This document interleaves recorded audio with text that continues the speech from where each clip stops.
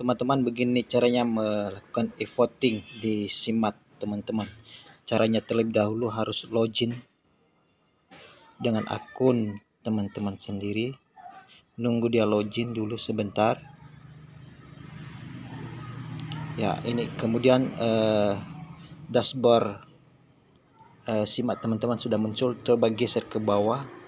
Di sini nanti ada menu e-votingnya. Coba diklik. Ya, mohon bersabar ya teman-teman, ini kita menunggu, ada kendala jaringan. Nah, udah, ini sudah muncul calon ketua dan wakil ketua BEM dan Mapolwa.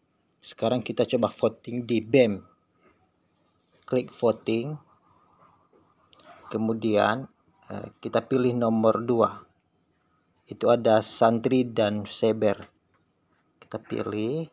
Udah, sudah ada terpilihnya, baru disimpan teman-teman.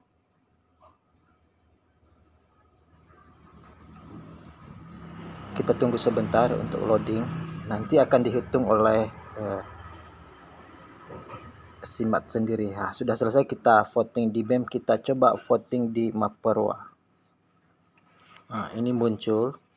Kita pilih nomor urut 2. Kita tunggu sampai muncul tandanya. Oh, ini udah. Kita simpan.